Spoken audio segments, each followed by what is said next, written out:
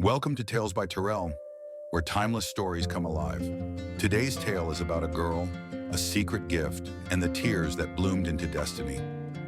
Long ago, in the kingdom of Florendale, where every garden sang with color and every breath of wind carried the scent of roses, there lived a poor orphan girl named Lyra.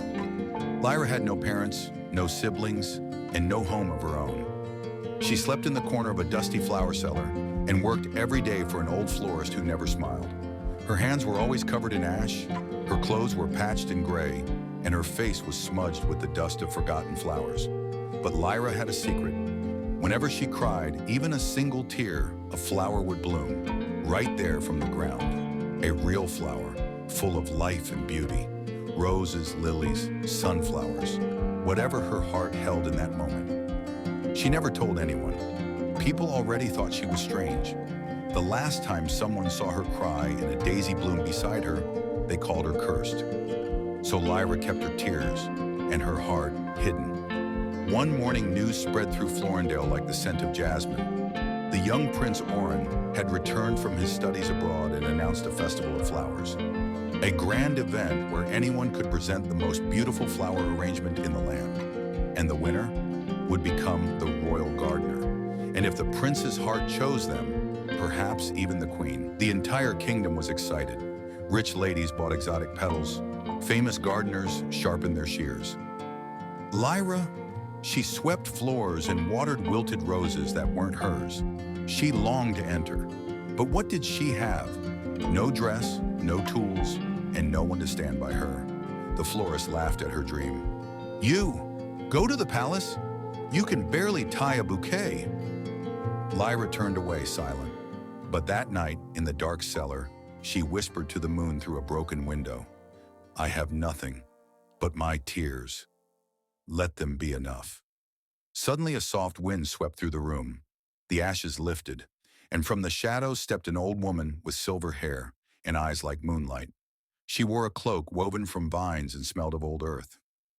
Child, she said gently, I've heard every tear you've hidden, and I've come to return their gift. With one wave of her hand, the ashes around Lyra swirled into petals. Her rags transformed into a gown made of blossoms, soft pinks, deep violets, and golden threads that shimmered like dawn. Her shoes became slippers of ivy and pearl. In your hands, the woman said, placing a small pouch there, are the seeds of your pain. Plant them tomorrow. Let them see who you truly are. And just like that, the woman disappeared with the wind. The next morning, Lyra walked to the palace gardens, her head held high. People stopped and stared, not at her beauty, but at her gown. Flowers that had never been seen in Florendale bloomed from its seams. The nobles sneered. Who let the ash girl in? One muttered. She's playing dress up. But Lyra said nothing.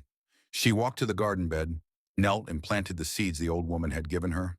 Then, she did something no one expected. She closed her eyes and let herself remember. She remembered her mother's lullaby, the fire that took her home, the nights she cried alone in the cellar, and she let the tears fall freely onto the earth. And from those tears grew something no one had ever seen, a tree of blossoms, taller than a man, with petals glowing like lanterns, each flower a memory, a moment, a feeling. The crowd fell silent.